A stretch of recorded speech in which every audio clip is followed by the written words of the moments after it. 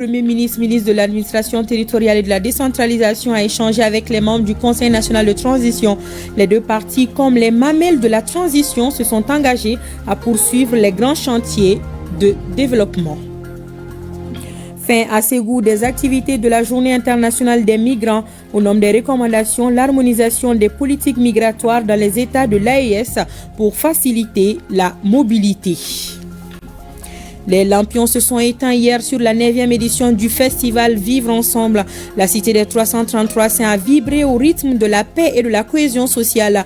L'édition 2024 a enregistré la présence des touristes. Un spectacle avec des artistes de renom a été le clou des festivités. Najim Baba Sissé nous fera revivre les temps forts. La chronique santé traite d'une maladie très fréquente en cette période de fraîcheur, l'infection pulmonaire. Elle se caractérise par la toux, la fièvre, l'essoufflement et les douleurs thoraciques. Comment soigner cette pathologie? Élément de réponse en fin de journal avec Koumba Sissi. Merci pour votre fidélité à ORTM 1. Vous servir est un plaisir. Bonsoir à toutes et à tous. Le Conseil national de transition a reçu ce matin le Premier ministre, ministre de l'administration territoriale et de la décentralisation. Le général de division Abdoulaye Maïga a eu une séance de travail avec les membres de l'organe législatif de la transition sur la lettre de cadrage du président de la transition et les défis du moment. Le chef du gouvernement dit compter sur le CNT pour relever les défis. Le compte rendu avec Mamari Kone et Ali Outouri. C'est par le Conseil national de transition CNT que le Premier ministre a bouclé la série de visites de prise de contact avec les institutions de la République. À l'organe législatif de la transition, le général de division Abdoulaye Maïga est reçu par le général de corps d'armée Malik Diaw.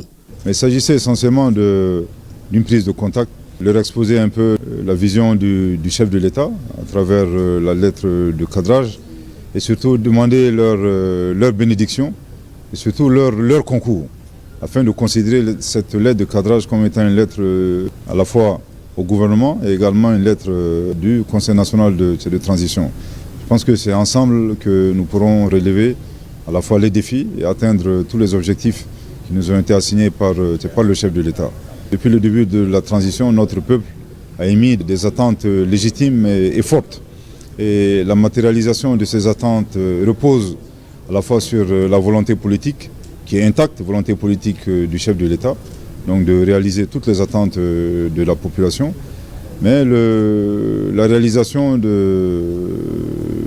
différents objectifs passe nécessairement par une intense activité législative et réglementaire.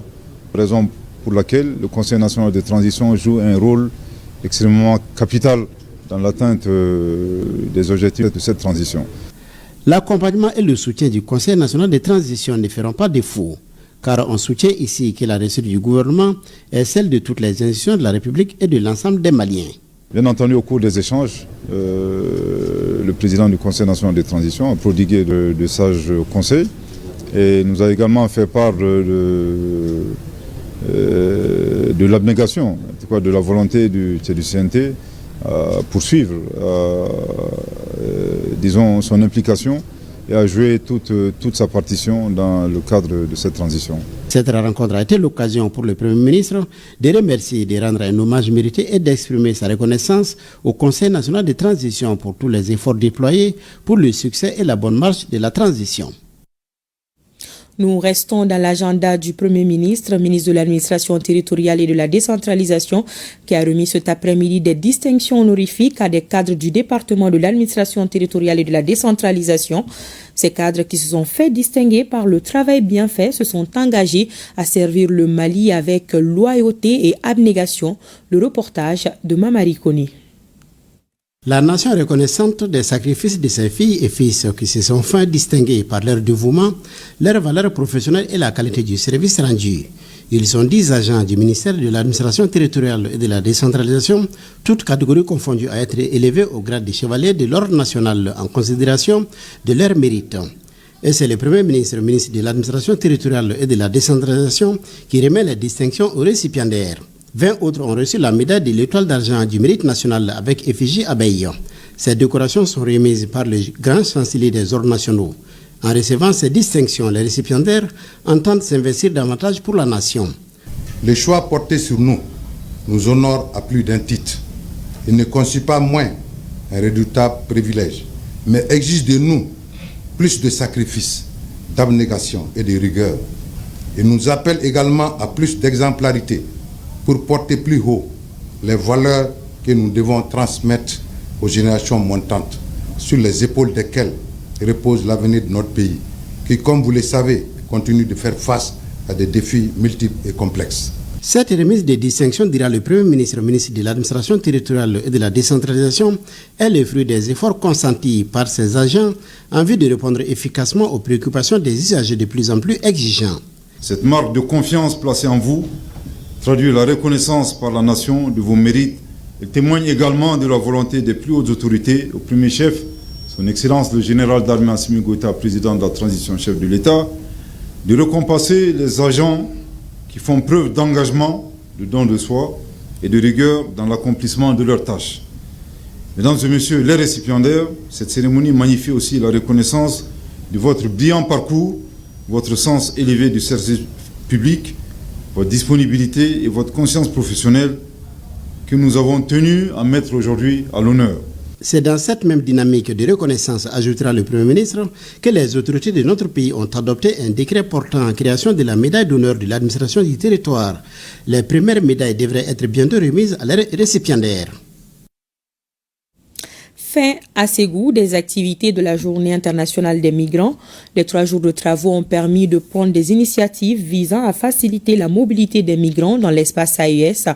Cela passe par l'harmonisation des politiques migratoires, le reportage de Ramata Konaté et de Karamoro Traoré. 50 communications sur des questions migratoires, des communications de 3 jours sanctionnées par 22 recommandations au total. Renforcer la protection des migrants conformément aux engagements internationaux. Allouer des ressources au programme visant à réduire les migrations climatiques et à préparer les populations aux risques liés au climat. Harmoniser les politiques migratoires des pays de l'AES pour faciliter la mobilité régionale. De la contribution des migrants au respect de leurs droits en passant par la coopération entre les pays d'accueil, de transit et d'origine, le maintien des jeunes chez eux à travers des projets, tous ces sous-thèmes sont passés au peigne fin durant cette célébration de la Journée internationale des migrants à Ségou. Nos travaux de ces 3 jours ont fait considérablement avancer la réflexion sur les enjeux migratoires, notamment sur les liens migration, genre et changement climatique. J'ai suivi avec intérêt tout le déroulement des travaux de ces 3 jours, dont les conclusions permettront de renforcer nos actions déjà en cours. Les participants adressent une motion spéciale au parrain de cette édition, le général d'armée Assimi Goïta, président de la transition. Les participants, fiers des orientations politiques données au nouveau gouvernement du général de division Abdoulaye Maïga, mettant un accent particulier sur le renforcement de notre diplomatie et la protection de nos compatriotes maliens établis à l'extérieur. Adresse à son Excellence le général d'armée Assimi Goïta, président de la transition, chef de l'État, une motion spéciale de reconnaissance, de remerciement et de soutien pour son leadership et surtout des efforts en faveur des Maliens établis à l'extérieur. Un des atouts de cette édition 2024, c'est qu'au-delà des partenaires classiques, la journée est élargie au monde universitaire, aux collectivités territoriales et autres. Toutes choses que le ministre des Maliens de l'extérieur a vivement saluées au cours de cette cérémonie de clôture. Restons dans la cité des Balanzans. Le ministre de la Promotion de la Femme, de l'Enfant et de la Famille a présidé la clôture des travaux de la revue annuelle 2024. À l'issue des travaux, les participants sont parvenus à doter le département des plans opérationnels 2025 et 2026. La mise en œuvre de ces plans nécessitera une enveloppe de plus de 13 milliards de francs CFA. Le reportage de Kandé Silla. Donner des orientations claires à partir des constats, C'est l'objectif essentiel de cette revue annuelle des plans, programmes et projets du ministère de la Promotion de la Femme, de l'Enfant et de la Famille. Ainsi, durant ces 5 jours de retraite à Ségou, les responsables du département, cadres, des services déconcentrés et partenaires, ainsi que les partenaires ont passé au peigne fin l'ensemble des programmes, projets ou documents cadres au titre de 2023-2024. L'exploitation des différents documents et données durant l'atelier montre que le département de la promotion de la femme, de l'enfant et de la famille a un taux de 39,9% de réalisation des activités planifiées et 23,2% de non planifiées, soit environ un taux global de 63%.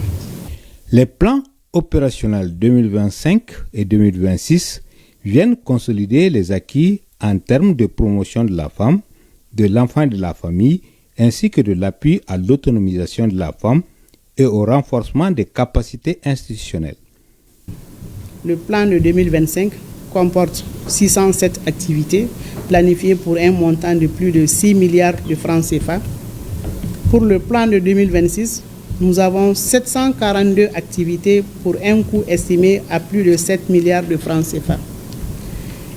Il faut noter que désormais ces plans constituent pour nous des documents de référence, notre boussole pour une future action d'exécution et construction d'éventuels plans de travail annuels avec nos partenaires techniques et financiers.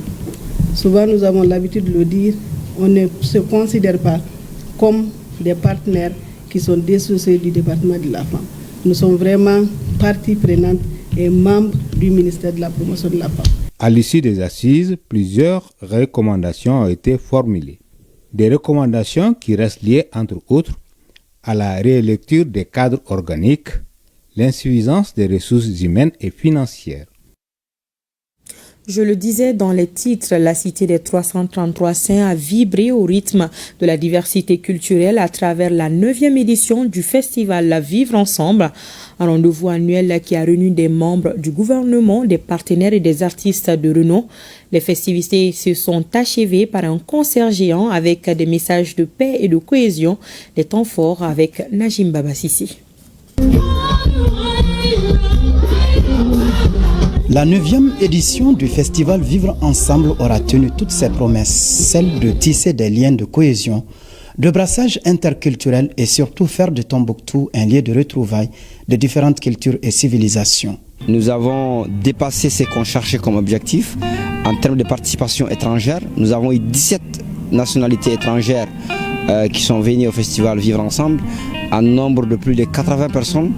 Nous avons eu plus d'une centaine de festivaliers venant de Bamako, venant des pays limitrophes, le Burkina, le Niger, et la Mauritanie et l'Algérie. La caravane Azalaï quittant Taoudeni en passant par Arawan avec ses barres de sel pour rappeler les années de gloire du tourisme.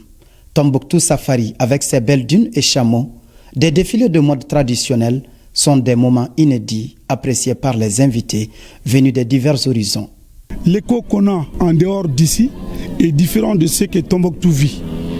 On se sent en sécurité. Depuis quelques jours que je suis là.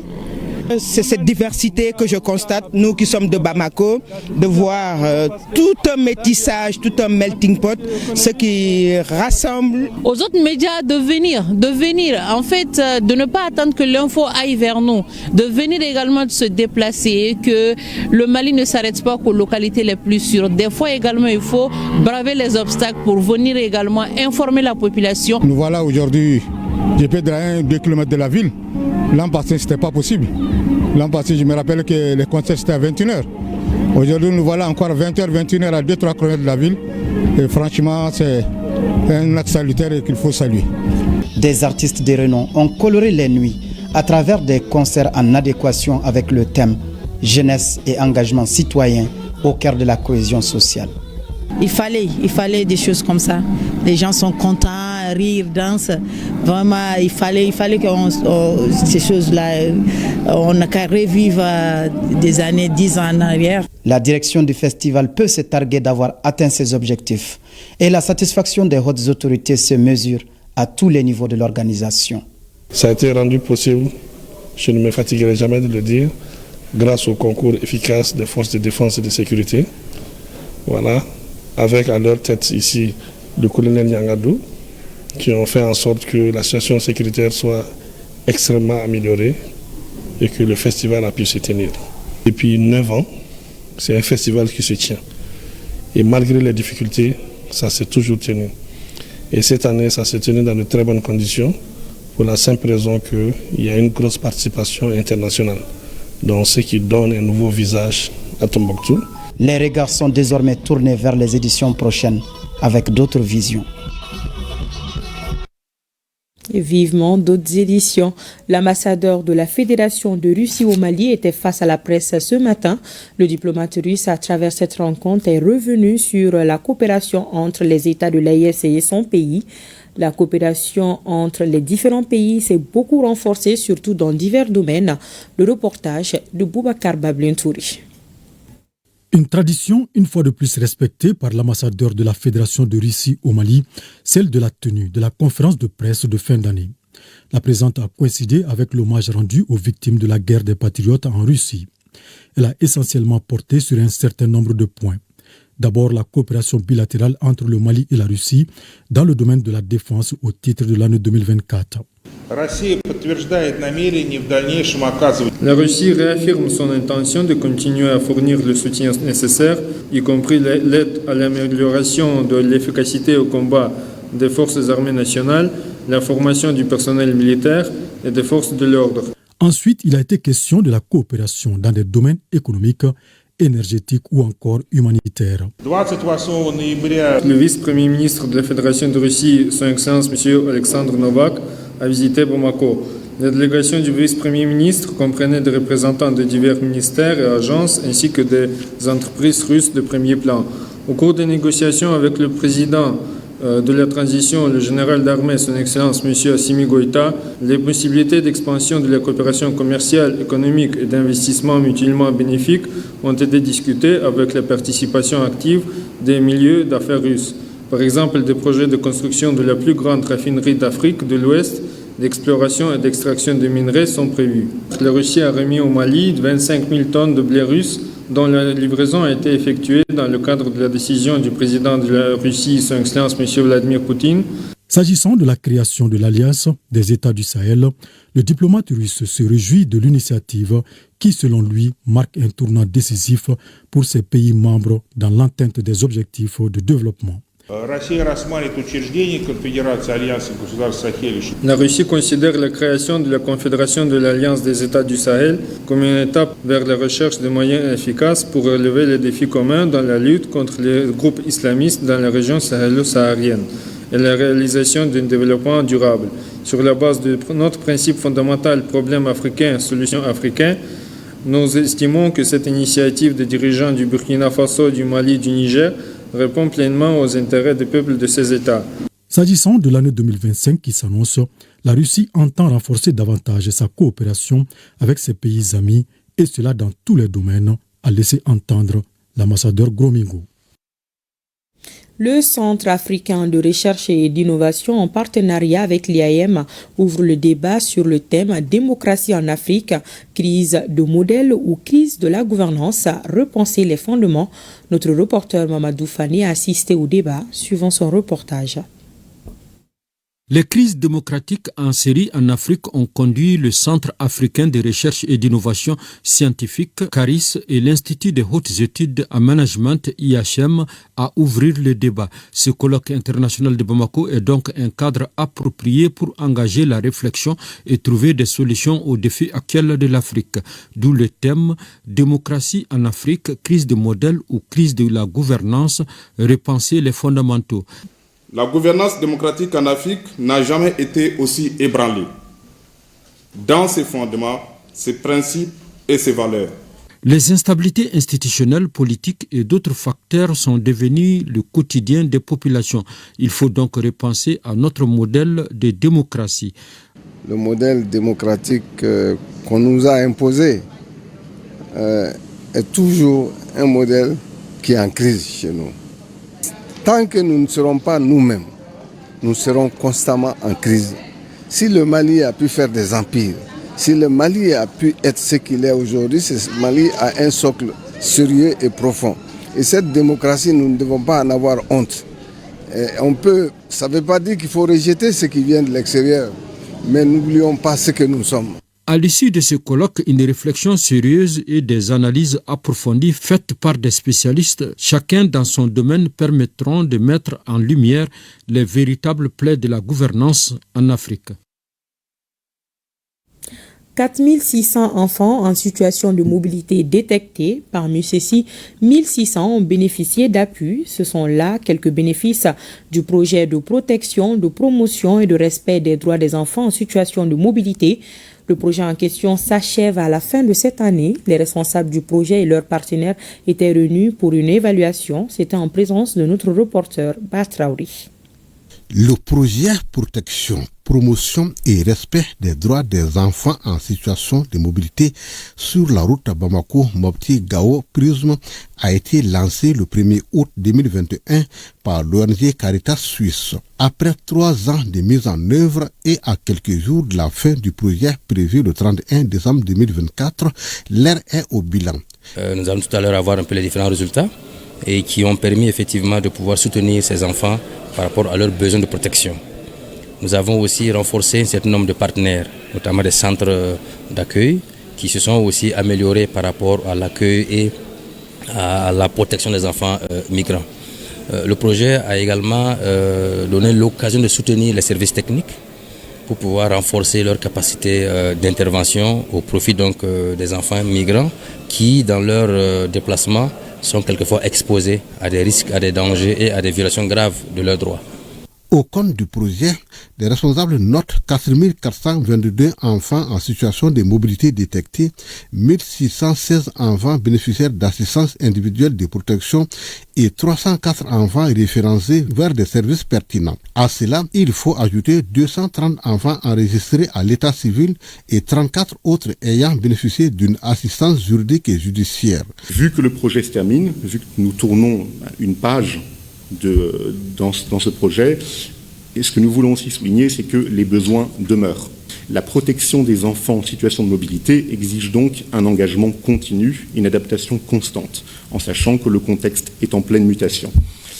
Nous restons fermement convaincus que les leçons apprises et les bonnes pratiques qui ont été partagées peuvent ouvrir la voie à une éventuelle continuité. Le projet Prisme avait pour zone d'intervention Bamako, Mopti et Gao.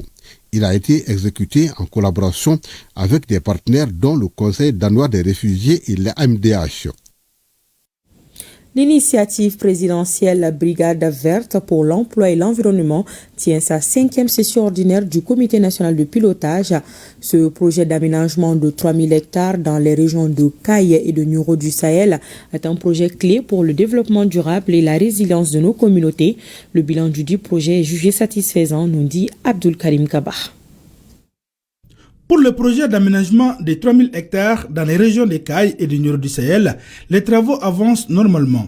Dans ce sens, des résultats notoires ont été enregistrés. Notamment, la réalisation des études d'identification et de conception des interventions sur les sites, la mise en valeur de 2 sites pilotes avec la restauration de près de 200 hectares de terres dégradées, la plantation de 25 000 pieds de gommiers, l'exploitation de 2 périmètres maraîchers par des groupements féminins, la réalisation de cultures, notamment des riz et des maïs, entre autres, l'aménagement en cours de finalisation de 23 autres sites d'environ 120 hectares chacun, faisant une superficie totale à terme de terres récupérées et aménagées de près de 2880 hectares. Nous avons 2 sites pilotes qui sont déjà opérationnels, qui ont vraiment montré de bonnes choses sur le terrain, notamment les cultures qui ont été produites, à savoir le riz, le maïs, les pastèques, etc. Et on a constaté du point de vue de la restauration de l'environnement une régénération des essaims qui étaient disparus et même le retour de la faune dans ces espaces-là. C'est pourquoi d'ailleurs les partenaires s'engagent à soutenir les populations dans le cadre de la sécurité alimentaire et l'aménagement de l'environnement. Cette occasion me permet de réaffirmer encore une fois la volonté de l'Italie de supporter cette initiative de la présidence de la République du Mali qui veut concilier environnement et développement économique humain avec une approche inclusive et durable. L'Italie et l'Agence italienne pour la coopération au développement vont continuer à soutenir le gouvernement de la République du Mali dans le cadre d'une possible deuxième phase pour créer un partenariat viable et fraternel et soutenir les populations rurales dans leurs efforts de développement et d'amélioration de leurs conditions de vie. Le projet Initiative présidentielle Brigade verte pour l'emploi et l'environnement a pour mission de lutter contre la pauvreté et contribuer à l'amélioration de l'environnement. Les administrateurs du projet de gestion communautaire des ressources naturelles étaient réunis cette semaine. C'était à la faveur de la 5e session du comité de pilotage. On en sait davantage avec Alousseni Touri. Retenez-le bien. Le projet de gestion communautaire des ressources naturelles qui résout les conflits, améliore les moyens de subsistance et restaure les écosystèmes dans l'ensemble de l'aire de répartition des éléphants, fermez les guillemets, c'est le nom de ce projet qui, comme son nom l'indique, s'occupe des éléphants dans le nord et le centre de notre pays. Il est financé par le PNUD et le FEM. Il nous appuie à préserver la faune en général et les éléphants du Gourma en particulier, qui constituent une partie des spécimens des éléphants d'Afrique, rares, menacés d'extinction par suite de nombreux défis. La présente rencontre est l'occasion de faire le point sur l'état d'avancement global du projet, les résultats atteints, les défis et leçons apprises, puis d'examiner et valider le plan de travail et le budget annuel au titre de l'année 2025, qui consacre la dernière année de mise en œuvre du projet. Plusieurs causes sont à l'origine de la diminution des troupeaux d'éléphants dont l'effectif au Mali est seulement de 316 individus. En premier lieu, le braconnage, favorisé par le phénomène d'insécurité qui sévit dans notre sous-région. Ce projet intervient dans 18 communes des régions de Bayangara, Douanza, Tombouctou et Gao. Il est mis en œuvre en partenariat avec l'ONG Will Foundation à travers les composantes ci-dessous. Composante numéro 1, renforcement du cadre législatif et de la capacité nationale à lutter contre la criminalité liée aux espèces sauvages. Composante numéro 2, protection des éléphants du Gourma contre le braconnage et la sécurisation des routes migratoires saisonnières et des habitats clés. Composante 3, gestion communautaire des ressources naturelles dans l'habitat de l'éléphant du Gourma avec une participation de l'ONG Will Foundation. Et composante 4, intégration des considérations de parité homme-femme, la gestion des connaissances et le suivi et l'évaluation. Le projet de conservation des éléphants qui prend fin cette année va laisser un vide énorme et un risque de disparition certaine de ces pachydermes qui jouent un rôle important dans notre écosystème. La lutte contre les changements climatiques, c'est le cheval de bataille des responsables du projet paysage, résilient, productif et durable. Ils ont organisé leur premier comité de pilotage. Le projet de 5 ans a une enveloppe de 20 milliards de francs CFA. Le reportage de Soumawa Aïdara. Les régions de Kaï, Nyoro et Kita font partie des zones les plus touchées par le changement climatique qui affecte la production et la productivité agricole. C'est dans ce sens que 20 milliards de francs CFA ont été investis pour améliorer les conditions de production dans ces localités à travers le projet PRPD, Paysage résilient, productif et durable. Tous les agents qui sont impliqués dans la mise en œuvre de ce projet ont été formés. À leur tour, ont initié des formations des exploitants agricoles sur le terrain pour 5 ans et évalué environ à 20 milliards de francs CFA. Ce projet a été initié par la Direction nationale de l'agriculture et ses partenaires, notamment la FAO, Organisation des Nations Unies pour l'alimentation et l'agriculture, et le FEM, Fonds pour l'environnement mondial. Ce projet est un exemple de partenariat entre le gouvernement du Mali, le FEM, Fonds mondial pour l'environnement mondial, Fonds pour l'environnement mondial et la FAO, visant à s'attaquer au cercle vicieux entre le manque d'options génératrices de revenus, la dégradation des ressources naturelles liées au manque de capacité adaptative des secteurs productifs et la faible productivité agricole. La mise en œuvre de ce projet, dont le lancement a eu lieu le 21 mai 2024, contribuera, entre autres, à la réduction de la pauvreté dans les zones rurales de la région de Caille, à l'amélioration de la sécurité alimentaire et nutritionnelle. Le nombre de bénéficiaires est estimé à 200 000 personnes. 7e session de l'Assemblée générale ordinaire du génie militaire. À l'agenda des travaux, l'examen du rapport de l'année qui s'achève. Le but est de dégager des perspectives. À l'ouverture des travaux, les responsables de la mutuelle se sont félicités des résultats enregistrés. Le reportage de Boukari Koulibaly. 7e Assemblée générale ordinaire de la mutuelle du génie militaire. Les mutualistes tirent les bilans des activités menées en 2024. Une année couronnée de succès au regard des résultats engrangés. 2 382 688 724 francs CFA, tel est le chiffre d'affaires de la MUGEN en augmentation de 16,18%. Le budget 2024 en recette s'élève à 530 168 082 francs CFA, soit une augmentation de 2,77% due à l'accroissement du nombre d'adhérents. Et en dépenses, à 120 654 357 francs CFA, soit une diminution de 13,43%, soit une exécution budgétaire de l'année 2024 à 86,57%. De nombreux défis persistent.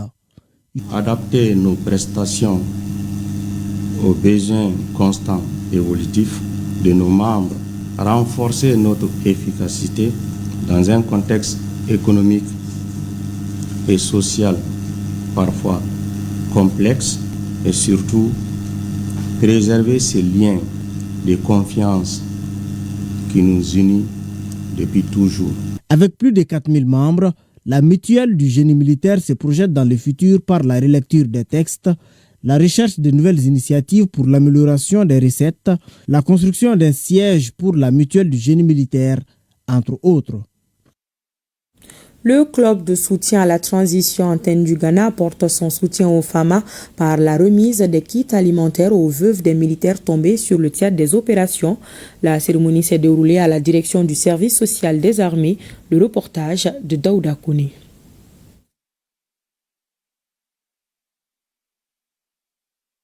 Elles sont 35 veuves à recevoir des kits alimentaires. Composée de sacs de riz, lait, sucre et huile, cette donation est une œuvre du Club de soutien à la transition, branche de la République du Ghana, à travers la direction du service social des armées. Ces Maliens résidant au Ghana entendent apporter leur soutien aux veuves et familles des soldats tombés sur le champ d'honneur. Nous, les membres de la diaspora, comprenons mieux votre situation, car en tant qu'aventuriers, nous avons affronté beaucoup d'obstacles.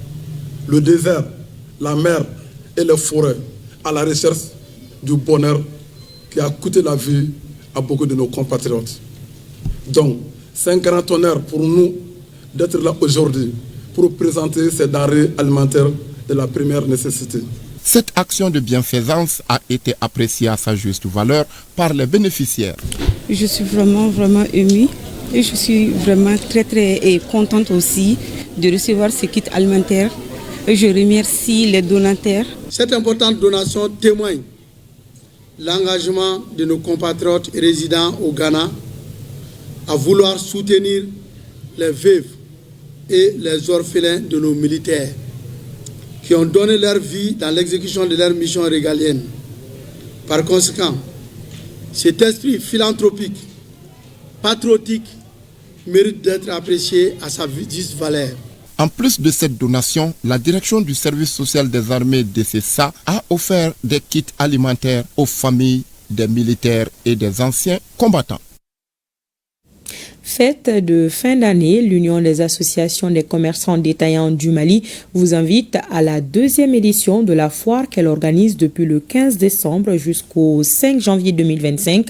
La cérémonie officielle d'ouverture s'est déroulée le samedi dernier au parc des expositions de Bamako. Le reportage de Aridjou Matina. Après la première édition l'année dernière, l'Union des associations des commerçants détaillants du Mali organise la 2e édition de la foire de fin d'année du Mali. L'affiament de cette édition, c'est plus de 500 stands comprenant tout genre d'exposants venus de divers horizons. Vous avez tout genre d'exposants. Ça va des opérateurs économiques, des banques, et des sociétés de télécommunications. Vous avez aussi tous ceux qui sont dans le bâtiment, construction, et tous ceux qui sont aussi dans l'électronique et divers. Vous avez aussi l'alimentation. À travers cette foire, l'Union veut offrir l'opportunité aux populations pour mieux passer les fêtes de fin d'année. Nous avons négocié à travers les exposants, à ce que ces exposants, vu que nous sommes en fin d'année, de procéder à un système de promotion, un rabais des coûts. Ce que vous trouvez à 15 000 dehors, normalement, lorsque vous venez à la FIAMA, vous le trouvez à 12 500 ou 10 000. Et il y a un partage d'expérience qui se fait entre exposants aussi. Lors de cette cérémonie de lancement officiel, le président de la Chambre de commerce et d'industrie du Mali et le président du syndicat des commerçants détaillants ont mis l'accent sur la particularité de cette foire et rassurent d'accompagner l'initiative afin qu'elle soit pérennisée au bonheur de la population malienne. Les dernières promotions de l'école politique et démocratique de l'Institut néerlandais pour la démocratie multipartite sont baptisées Bassirou Bané, maire de Konyakari, et Daouda Tekete, journaliste, écrivain, et Abdoulaye Sall, ancien ministre décédé il y a quelques mois. Le reportage de Ibrahim Kaoukonati. Ils sont au nombre de 90 apprenants à recevoir leur parchemin au terme d'une série de formations en politique et en démocratie. La promotion de l'école politique porte le nom de Bassirou Ban, maire de Konyakari, et les écoles démocratiques, ceux de Daouda Tekete, journaliste, et feu Dr Abdoulaye Sall, ancien ministre. Chers alumni, les écoles du NIMD et cette cérémonie ne sont qu'une étape. C'est un arbre que nous avons planté et que vous êtes désormais en charge d'entretenir, mais surtout de partager les fruits. Le NIMD sera toujours votre maison et vous pouvez compter sur notre soutien, surtout technique, pour vos projets et carrières. Nous y avons appris à construire ensemble une vision commune pour une démocratie pacifique, inclusive et représentative, en phase avec les défis majeurs auxquels notre pays, le Mali, est confronté. Le choix des parrains de 2 promotions se justifie par leur parcours inspirant. Notre mission, c'est la mission de développement. Sachant qu'une seule personne ne peut rien faire. Tout de suite, j'ai adopté et j'ai choisi le développement participatif. Pour cela, j'ai commencé par l'instauration des climats de confiance dans un cadre politique entre les élus et les populations. Que ces jeunes que nous avons eu l'occasion de former, pas seulement ceux dont la promotion porte mon nom, mais bien d'autres avant, et je l'espère aussi bien d'autres après, qu'ils comprennent que l'amour de ce pays ne se forge pas seulement que dans les mots, qu'il faut des actions. Et des actions qui exigent de chacun de nous un abandon de soi pour son pays. Le pays avant tout, avant nos intérêts personnels. Car si ce pays sombre, ceux qui pensent qu'ils ont intérêt à ce que les choses restent en l'état, ils sombreront aussi. Les écoles politiques et démocratiques sont une initiative de l'Institut néerlandais pour la démocratie multipartite, soutenue par l'Union européenne au Mali. Aujourd'hui, c'est mon 3e point, c'est bien sûr un aboutissement de ces nombreux mois de formation, dont vous avez bien sûr toutes les raisons de vous réjouir, mais c'est aussi le début et le départ d'une nouvelle aventure et que nous voulons qu'elle soit la plus réussie possible pour chacun d'entre vous. L'objectif des INMD est de former les citoyens modèles capables d'influencer positivement leur communauté et de poser des actes de développement. Dans le même registre, les diplômés en licence et master de l'université Bazo ont reçu leur parchemin ce week-end. La promotion porte le nom de Sidibé Zamila Toussissi, ancienne directrice de l'INPS. Ils sont techniciens supérieurs en santé publique, agrobusiness, environnement, finances islamiques, énergie renouvelable et j'en passe. Kassim Diallo et Karunga Keita pour le reportage. C'est dans cette ambiance festive que plus de 1000 étudiants de l'université Bazo ont reçu leur diplôme de fin d'études. Les récipiendaires sont formés en santé publique, en agrobusiness, finance islamique, environnement et énergie renouvelable. Aujourd'hui marque une étape importante de votre vie, votre entrée dans le monde professionnel. Ce monde, bien que riche en opportunités, est également très exigeant. Vous avez comme marraine une femme exceptionnelle, dont le parcours illustre ce que l'on peut accomplir avec détermination et résilience. Que son exemple vous inspire dans vos projets futurs. Nous avons un éventail d'opportunités pour façonner notre avenir, notamment les réseaux alumni composés d'anciens étudiants qui contribuent à construire des carrières remarquables. Un rendez-vous pour des parents, collègues et collaborateurs de célébrer cette promotion 2024 qui porte le nom de Sidibé Zamilatou Sissé, une référence dans le monde des finances. À présent, vous quittez la vie de l'école pour aller affronter l'école de la vie. Cette transition entre ces deux mondes se passera bien pour certains d'entre vous et certainement avec des difficultés pour d'autres. Quel que soit le cas de figure, ne vous laissez pas habiter par le découragement et la résignation. L'université Bazo forme non seulement des professionnels, mais également des citoyens responsables et visionnaires. Nous, au niveau de l'État, voyons à votre institution un des partenaires clés pour relever les défis de nos systèmes éducatifs. Ce samedi 21 décembre 2024, la salle de basket du stade 26 mars avait pris les allures d'un amphithéâtre pour célébrer la promotion 2024 de l'université Bazo. 105 millions de francs CFA, c'est le coût de réalisation d'une nouvelle adduction à Bogotafara, dans la région de Bougouni. Cet ouvrage, selon les bénéficiaires, devrait mettre fin au calvaire des femmes qui passaient des nuits blanches pour avoir de l'eau. Le reportage de Jafar Aïdara et de Djibril Barayoko. La date du 19 décembre 2024 est désormais une date historique pour la population du village de Bogotafara, dans le cercle de Yamfoui, la région de Bougouni. Ce village vient d'être doté d'une nouvelle adduction d'eau sommaire d'une capacité de 25 mètres cubes par l'USAID Angadjikou. La réalisation de cette adduction d'eau sommaire met fin à une longue période de pénurie d'eau pour la population de Bogotafara en général, mais celle des femmes en particulier.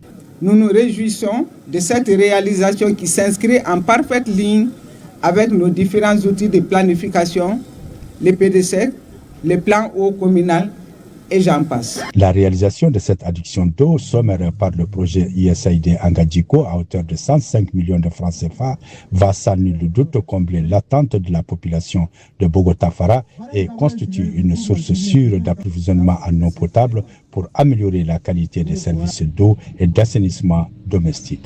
Le taux de couverture, par exemple, dans cette région de Bougouni ne dépasse pas 40%. Donc il y a énormément de besoins dans les villages de la région de Bougouni. Avant qu'on ne vienne, quand on a fait le diagnostic, il n'y a pas plus de pompes manuelles pour une population qui dépasse 1500 habitants. Une chose aussi est de réaliser les infrastructures. L'autre chose est la bonne gestion pour que celle-ci reste durable dans le temps afin de subvenir aux besoins d'eau potable des populations de façon permanente. Je vous exhorte donc désormais à prendre en main la gestion de cet ouvrage de façon appropriée et professionnelle. Rappelons que l'acquisition de cette adduction d'eau sommaire est le fruit d'un partenariat fécond entre la commune de Ouassoulou-Bali et le projet USAID Angadjikou, un partenariat que la population de Bogotafara juge gagnant-gagnant. Les populations des communes de Mandjakoui, Diora et Sanekui étaient en fête. Elles ont assisté à l'inauguration du pont-barrage qui contribuera au développement socio-économique des localités bénéficiaires. Ces infrastructures sont une réalisation de Caritas Mali diocèse de San avec l'appui financier de la coopération allemande. Le reportage de Drissa Kone. Sorti de terre en 5 mois par l'entreprise EGAP BTP, le pont-barrage réalisé à Kenekui est de 317,30 mètres de longueur sur 7 mètres de largeur avec une hauteur de 3,10 mètres. Il est relié au goudron de Mandiakoui par une piste rurale de 2 km bien aménagée. Ces infrastructures sont plus qu'un espoir pour les populations des communes de Mandiakoui, Doura et Sanekui. La coupure du ruban vient de mettre fin à des décennies de calvaire. Quand il pleut beaucoup là, on attend que l'eau descende. Les élèves, même si tu pars au dispensaire, même si tu pars à Mandiakoui, c'est la même chose. Il faut que l'eau descende. Mais maintenant, vraiment, Dieu merci. On passe facilement. C'est vraiment une joie pour l'ensemble des populations. Je vous le dis, cet espace-là, ce bas-fond, pratiquement chaque 2 ans, nous, on perdait des vies ici. Vous avez, quand vous avez quitté Mandiakoui pour venir ici, il y a le goudron qui s'arrête juste au bord du lycée. De là-bas au lycée, on ne peut pas passer. À partir de juillet, on ne peut pas passer. Donc, on leur a dit, même s'ils réalisent ce pont et que de l'autre côté, il n'y a pas un petit aménagement, les gens ne pourront pas relier le pont. Et ils ont tout fait pour encore faire ces chaussées. Pour un coût total de 93 410 698 francs CFA, ces 2 joyaux sont réalisés par la Caritas Mali Diocèse de Sang avec l'appui financier de la coopération allemande. Plus concrètement, c'est un pont, barrage, comme nous l'avons dit, et qui va non seulement permettre aux personnes de passer, mais qui va aussi permettre aux populations de développer d'autres activités de maraîchage et de production agricole. Les autorités locales se sont engagées à entretenir les infrastructures pour le bien-être des populations. Un mot de santé à présent avec les activités du mois de la lutte contre le sida qui se poursuivent. Le Bureau du système des Nations Unies a organisé une journée d'information sur la pandémie à l'intention de son personnel. Notre reporter Mohamed Nama Keita a assisté à la séance d'information. On regarde. Contre le sida, les agences du système des Nations Unies au Mali mènent une lutte implacable. Aujourd'hui, alors que nous faisons face à des lois et des pratiques qui stigmatisent et discriminent, il est de notre devoir d'intensifier nos efforts de sensibilisation et de plaidoyer pour garantir l'accès à la prévention, au dépistage et au traitement pour tous, sans distinction aucune. Bien que des progrès considérables aient été accomplis pour booster le sida hors de notre pays, d'ici à l'an 2030, la stigmatisation constitue encore une barrière. En travaillant ensemble, nous donnons un sens concret à cette journée.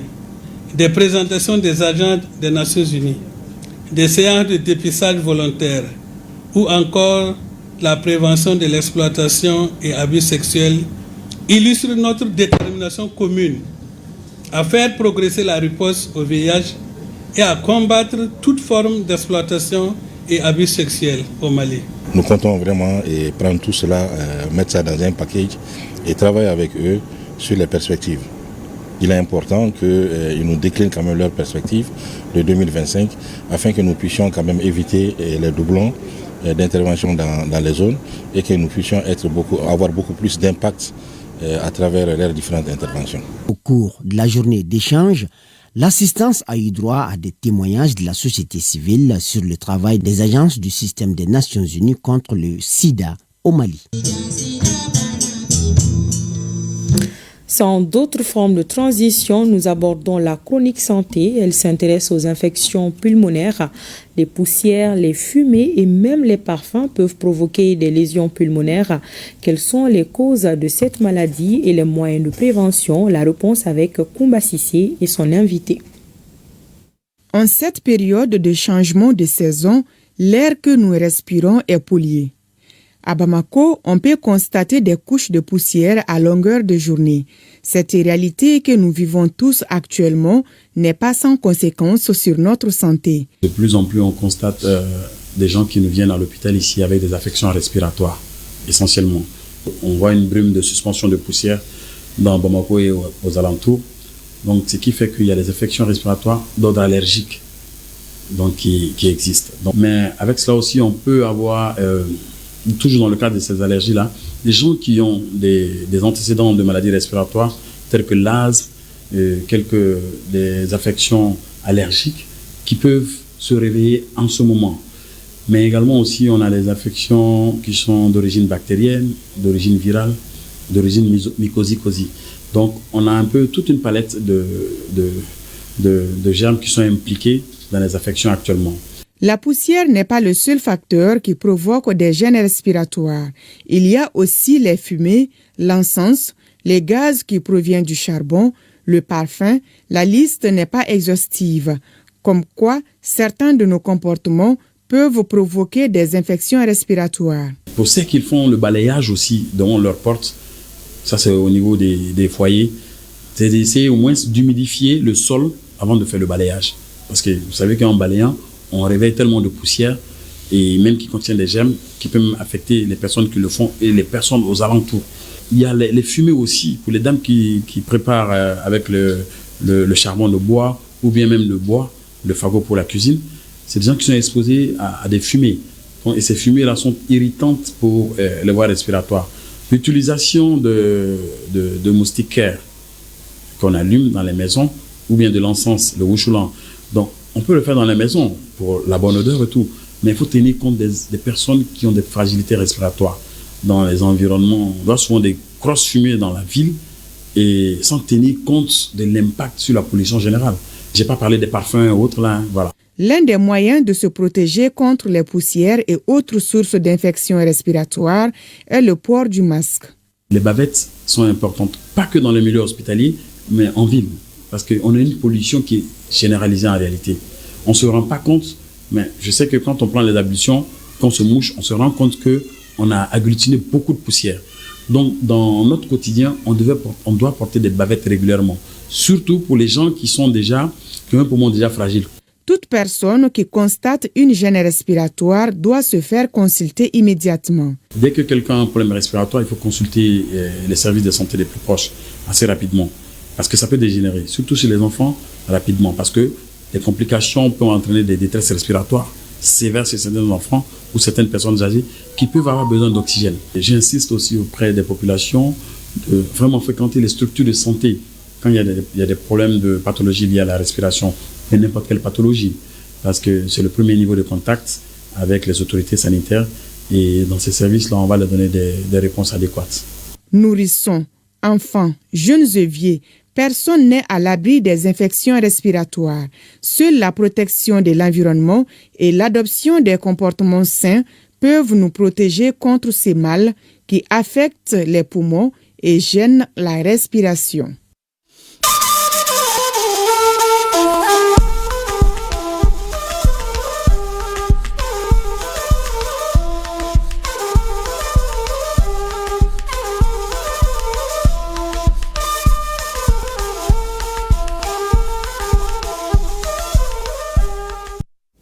Et nous ouvrons la page AES par ce communiqué déposé à la rédaction. La Confédération des peuples de l'AES, CEPE-AES, alerte sur les manœuvres de la CEDEAO et ses complices impérialistes suite à la déclaration du Collège des chefs d'État de la Confédération des États du Sahel en date du 22 décembre 2024. La CEPE-AES salue la posture d'anticipation et les décisions préventives de nos autorités pour assurer la souveraineté de nos États, défendre l'intégrité territoriale de nos pays et protéger les intérêts des peuples de la Confédération de l'AES. Ici, à Bamako, la deuxième édition des Journées hôtelières du Mali s'est tenue sous le thème de l'industrie hôtelière face aux défis sécuritaires dans l'espace AES, enjeux et perspectives. La cérémonie d'ouverture a permis aux participants d'apprécier la diversité culturelle du Mali exposée dans des stands. Le reportage de Almouzer Al-Kamisayatara. La deuxième édition des Journées hôtelières est un cadre d'échange et de discussion pour relever les défis auxquels l'industrie hôtelière est confrontée. Il s'agit également de mettre un accent particulier sur la promotion et la valorisation des ressources humaines. C'est quand le tourisme marche, c'est tout le pays qui marche. Avant 2012, notre secteur, l'hôtellerie, c'était le troisième pourvoyeur de devises dans le pays, après le coton et l'or. En PIB. Et c'était pratiquement le premier employé des jeunes. Ce secteur est aujourd'hui en souffrance, en difficulté. Les journées hôtelières regroupent les fédérations hôtelières du Mali, du Burkina Faso et du Niger. Le thème retenu est l'industrie hôtelière face aux défis sécuritaires dans l'espace AES, enjeux et perspectives. Il faut lancer le tourisme intérieur, montrer à nos propres parents, à nos propres familles ce que nous avons à donner, à offrir. Donc ce n'est qu'ensemble, les 3 pays réunis, que nous pouvons faire de grandes choses. Faisons de ces journées un moyen de découverte, d'apprentissage et de lutte contre les préjugés dans nos sous-secteurs. Ces journées devraient être innovantes, pérennes et ouvertes. Des recommandations pertinentes seront traduites en actions et aboutiront à des solutions. Du 18 au 21 décembre, à l'hôtel Olympe, les panélistes et les participants proposeront des approches innovantes et stratégiques, non seulement pour renforcer la résilience des établissements hôteliers, mais aussi inspirer une nouvelle génération de professionnels du secteur. L'ouverture des journées hôtelières a été marquée par la remise des diplômes à la 8e promotion de l'école hôtelière Chaka Sidibé, suivie de la visite des stands afin de découvrir les richesses culturelles et touristiques du Mali. Présentement, nous sommes au Burkina. Le président du Faso, le capitaine Ibrahim Traoré, a remis ce lundi au camp Nabakoum 2 du matériel logistique et de combat au ministre en charge de la Défense. Les matériels sont composés de containers jet, des camions citernes et des blindés anti-mines. Le point de la cérémonie avec Moussaki. L'image de ce 23 décembre 2024, la voici. Le chef de l'État, le capitaine Ibrahim Traoré, descend d'un blindé. S'ensuit une revue du matériel militaire nouvellement acquis par l'État burkinabé. Des blindés, des camions et bien d'autres matériels militaires de combat pour l'intensification de la lutte contre le terrorisme en vue de la reconquête et de la défense de chaque mètre carré du territoire national. Je vous remets officiellement donc les clés de ces engins logistiques et de combat. Prenez ça comme un cadeau de fin d'année donc du peuple à son armée et intensifier la guerre comme il est attendu. Merci beaucoup. Merci. Du matériel militaire exposé ici et qui traduit en actes concrets le message du chef de l'État envoyé aux ennemis de la nation burkinabé lors de son discours de 11 décembre dernier à Barça-Logo. Ces blindés, camions et autres moyens militaires sont acquis grâce à la contribution du peuple burkinabé. Un peuple à qui le commandant en chef rend un vibrant hommage pour son sens patriotique. Cette remise est également un moment pour le président d'inviter toujours les Burkinabés de l'intérieur comme de l'extérieur à la mobilisation pour un Burkina Faso de paix, de sécurité et de progrès économique. Meeting de soutien du mouvement M62 en collaboration avec le regroupement des associations islamiques et Zawiya du Niger. L'événement avait pour but de rendre hommage aux populations qui ont réussi à faire partir les derniers soldats français du Niger le 22 décembre 2023. Le reportage de notre confrère Lawali Moutari Menassara. Ce sont des acteurs de la société civile déterminés et des leaders religieux pieux et totalement dévoués à la cause du peuple qui sont à la base de ce grand rassemblement populaire. Un seul point à l'ordre du jour, immortaliser la date historique du 22 décembre 2023, date qui correspond au départ des derniers soldats français du territoire national. La société civile nigérienne, à travers la coordination nationale du mouvement M62 et le regroupement des associations islamiques et Zawiya du Niger, initiatrices de cette grande rencontre, ont d'entrée de jeu rendu hommage au peuple nigérien et au Conseil national pour la sauvegarde de la patrie pour la bravoure qui a caractérisé la résistance ayant permis le retrait de tous les soldats français. Ils ont également remercié Allah le Tout-Puissant pour la victoire sur l'impérialisme et le néocolonialisme occidental à travers une prière couplée aux invocations Qunut dirigées par le président de l'association islamique du Niger. Le coordonnateur national du mouvement M62, Abdoulaye Seydou, a dans sa déclaration remercié la population qui a honoré de sa présence ce grand rendez-vous avant d'insister sur l'importance de cette date du 22 décembre qui doit marquer à jamais la conscience collective nigérienne. Il a en outre relevé les efforts du Conseil national pour la sauvegarde de la patrie qui ont permis de soulager suffisamment nos laborieuses populations. Le peuple nigérien est debout et demeurera debout et uni aux côtés du Conseil national pour la sauvegarde de la patrie CNSP et des dirigeants de l'AES dans leur ensemble dans ce combat noble de restauration de la dignité de notre peuple et de défense de notre souveraineté nationale jusqu'à la victoire totale. Le gouverneur de la région de Niamey, le général de brigade Assouman Abdou Harouna, en présence des membres du Conseil national pour la sauvegarde de la patrie, a placé son mot de bienvenue. Il a également salué la mobilisation des dignes filles et fils du Niger à soutenir toujours la lutte acharnée anti-impérialiste que mène farouchement le CNSP.